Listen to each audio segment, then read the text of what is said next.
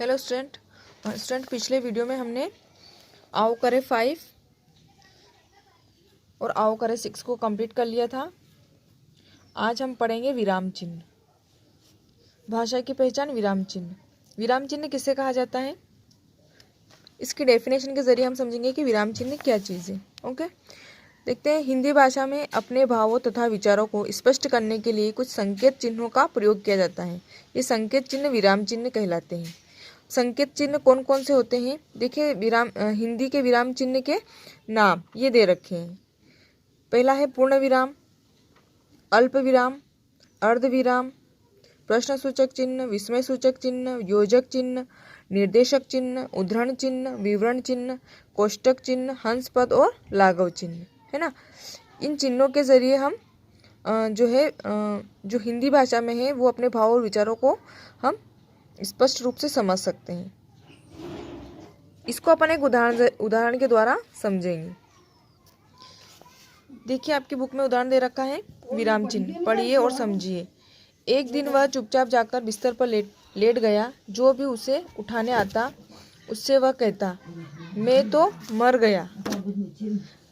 गया। उसने खाना पीना भी छोड़ दिया। उसकी माँ दुखी हो गई, उसे समझाने लगी तो वह बोला, माँ तुम मुझसे कैसे बात कर रही हो, मैं तो मर चुका हूँ। उसकी बहकी बातें सुनकर घर वाले दुखी हो गए।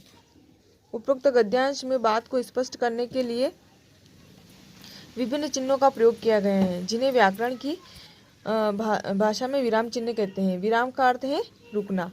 अब देखिए, आपकी बुक में जो पैराग्राफ दे रखा है वहाँ पर ये जो रेड सिंबल दे रखे हैं, यहाँ पे पूर्ण विराम का सिंबल लगा है, यहाँ पे अल्प विराम का लगा है, फिर यहाँ पर दोहरा उद्धरण चिन्ह का सिंबल लगा हुआ है ना। तो ये सब जो क्या है, ये कहलाते हैं हिंदी व्याकरण में विराम चिन्ह। ओके, ये पूर्ण विराम है, ये दोहरा उद्धरण चिन्ह है।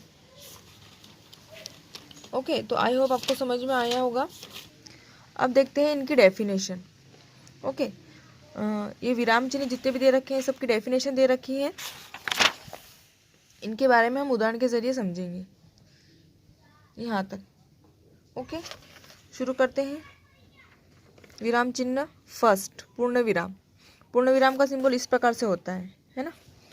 वाक्य के अंत में रुकने के लिए पूर्ण विराम चिन्ह का प्रयोग करते हैं।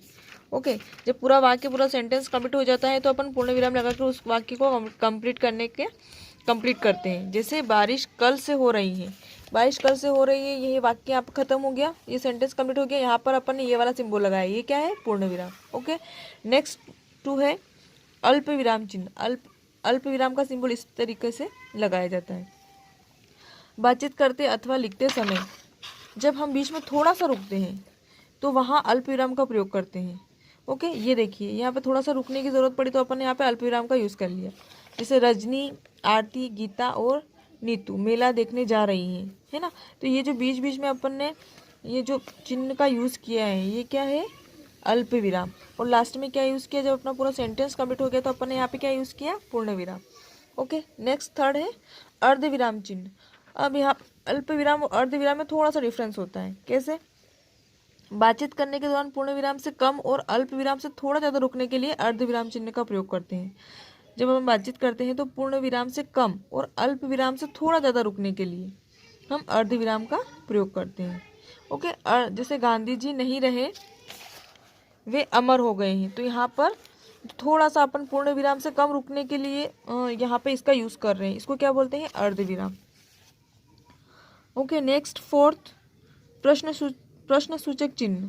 इसके बारे में सभी अच्छे से जानते हैं। प्रश्न सूचक चिन्ह किन्हें कहा जाता है, जहाँ प्रश्न पूछे जाते हैं कब, क्यों, कैसे, कहाँ, वहाँ पर क्वेश्चन मार्क का प्रयोग किया जाता है। जैसे प्रश्न पूछे जाने वाले वाक्यों के अंत में प्रश्न सूचक चिन्ह का प्रयोग करते हैं। क्या तुमने अपना गृह कार्य पूर्ण कर लिया है, यहाँ पर अपन ने क्वेश्चन पूछा तो क्या यूज़ करेंगे अपन, क्वेश्चन मार्क, प्रश्नवाचक चिन्ह। ओके, नेक्स्ट है विस्मयादि सूचक चिन्ह। जब हम बहुत ज़्यादा खुश होते हैं, दुखी होते हैं, घृणा आती है, तो जो मन के भाव व्यक्त होते हैं तो उन मन के भाव को व्यक्त करने के लिए अपन जब उनको लिखते हैं तो विस्मयादि सूचक चिन्ह का प्रयोग करके लिखते हैं। जैसे खुशी, प्रेम, घृणा, भय आदि भाव को प्रकट करने के लिए विस्मय सूचक चिन्ह का प्रयोग करते हैं। इसे विस्मयादि सूचक चिन्ह, विस्मयादि बोधक चिन्ह, विस्मयवाचक चिन्ह या संबोधक चिन्ह आदि के नाम से भी जाना जाता है। जैसे वाह मजा आ गया, तो यहाँ पर अपन ने काय का यूज करा, विस्मयादि बोधक चिन्ह का। ओके, नेक्स्ट 6 योजक चिन्ह। योजक चिन्ह का सिंबल इस प्रकार से होता है, दो एक जैसे शब्दों, विपरीतार्थक शब्दों तथा आपस में तुलना करने के लिए योजक चिन्ह का प्रयोग करते हैं। जैसे मनोज कक्षा में प्रथम आने के लिए दिन रात परिश्रम करता है ना। तो यहाँ पे अपन ने कौन सा चिन्ह का यूज करा, योजक चिन्ह का। ओके, नेक्स्ट 7 निर्देशक चिन्ह। कोई भी निर्देश अथवा सूचना देने वाले वाक्य के बाद निर्देशक चिन्ह का प्रयोग करते हैं। जब अपन कोई सूचना देते हैं या कोई निर्देश देते हैं तो वहाँ पर कौन सा चिन्ह का यूज़ करते हैं, निर्देशक चिन्ह। इसमें थोड़ा सा डिफरेंस होता है योजक चिन्ह के, योजक चिन्ह और निर्देशक चिन्ह में। ये थोड़ा सा इससे बड़ा होता है, थोड़ा छोटा होता है। ओके, हिंदी के प्रमुख कवि हैं जयशंकर प्रसाद। तो यहाँ पर अपन कुछ डिटेल बता रहे हैं, निर्देश दे रहे हैं, तो यहाँ पर थोड़ा सा अपन बड़ा बड़ा सिंबल यूज़ करेंगे। तो इसको कौन सा बोलेंगे, निर्देशक चिन्ह बोलेंगे। ओके, नेक्स्ट है उद्धरण चिन्ह। उद्धरण चिन्ह 2 टाइप्स के होते हैं, इखरा उद्धरण चिन्ह और दोहरा उद्धरण चिन्ह। पहले इखरा उद्धरण चिन्ह देखते हैं। उद्धरण चिन्ह 2 प्रकार के होते हैं। इखरा उद्धरण चिन्ह किसी पुस्तक के नाम, शीर्षक अथवा व्यक्ति के उपनाम, ग्रंथ आदि के साथ इखरा उद्धरण चिन्ह का उपयोग करते हैं। जैसे रामधारी सिंह दिनकर प्रसिद्ध कवि हैं, तो दिनकर क्या है, दिनकर इनका सरनेम, इनको रामधारी सिंह दिनकर और दिनकर जी के नाम से भी जाना जाता है। तो दिनकर को अपन कैसे लिखेंगे, इखरे उद्धरण चिन्ह में। ओके, जैसे कि व्यक्ति का उपनाम है, ग्रंथ है, शीर्षक है, पुस्तक का नाम है, इन सबको अपन कैसे लिखेंगे, इखरे उद्धरण चिन्ह में। और दोहरे उद्धरण चिन्ह में क्या होता है, ये इस प्रकार का इसका सिंबल होता है। ओके, किसी की बात को ज्यों का त्यों कहने के लिए दोहरे उद्धरण चिन्ह का प्रयोग करते हैं। जैसे महात्मा गांधी ने कहा करो या मरो, तो महात्मा गांधी ने क्या कहा वही बात अपन वापस से दोहरा रहे हैं, तो इसको क्या बोलेंगे, दोहरा उद्धरण चिन्ह के रूप में इसको अपन लिखेंगे। किसी की कही हुई बात को वापस कहने के लिए अपन क्या करेंगे, दोहरे उद्धरण चिन्ह का यूज करेंगे। ओके, नेक्स्ट नंबर 9 विवरण चिन्ह। विवरण चिन्ह का सिंबल इस तरीके से होता है, वाक्यांशों के विषय में सूचना या निर्देश आदि देने के लिए विवरण चिन्ह का प्रयोग करते हैं। ओके, निर्देश या सूचना देने के लिए। जैसे लिंग के 2 भेद होते हैं, पुल्लिंग और स्त्रीलिंग, तो इसके बारे में अपन डिटेल में बता रहे हैं, है ना। तो यहाँ पे कौन सा चिन्ह का यूज करेंगे अपन, विवरण चिन्ह का। ओके, नेक्स्ट नंबर 10 कोष्टक चिन्ह। कोष्टक चिन्ह सभी अच्छे से जानते हैं, किसी वाक्य के बीच में आए शब्दों या पदों के अर्थ स्पष्ट करने के लिए कोष्टक चिन्ह का प्रयोग करते हैं। जैसे सारी घटना जानकारी में जानकर भी वह मुख मतलब मौन है, तो मुख का अर्थ क्लियर करने के लिए अपने कोष्टक का यूज करा, है ना, बात को स्पष्ट करने के लिए। ओके, नेक्स्ट नंबर 11 हंसपद चिन्ह।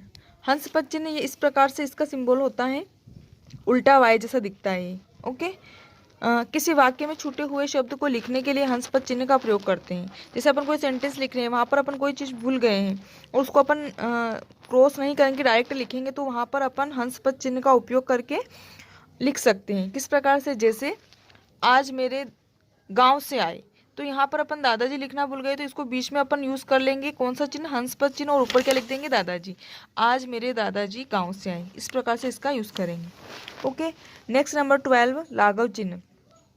लाघव चिन्ह का सिंबल इस प्रकार से होता है, शब्दों को संक्षेप में लिखने के लिए लाघव चिन्ह का प्रयोग करते हैं। जैसे डॉक्टर, डॉक्टर को अपन डॉक्टर पूरा नहीं लिखकर क्या डॉ करके इसमें डॉट लगा देते हैं, तो ये क्या कहलाता है, ये जो सिंबल दे रखा है ये किसका है, लाघव चिन्ह का। इसका प्रयोग हम शब्दों को संक्षिप्त रूप में लिखने के लिए, छोटा लिखने के लिए यूज़ करते हैं। ओके, तो आई होप स्टूडेंट आपको ये वाला जो विराम चिन्ह है इसके बारे में आपको समझ में आ गया होगा। आगे देखते हैं, आओ करें 7। यहाँ पे आपकी बुक एक्सरसाइज दे रखी है जो कि मैंने फिल कर दिया है। ओके, तो इनको आप अच्छे से समझिएगा और अपनी बुक में आप भी फिल कर लीजिएगा। ओके, और आओ करें 8, आओ करें 9 से लगाकर आओ करें 12, 11 तक आपको अपनी बुक कंप्लीट करके PDF बनाकर मुझे सेंड करना है। Okay, thank you.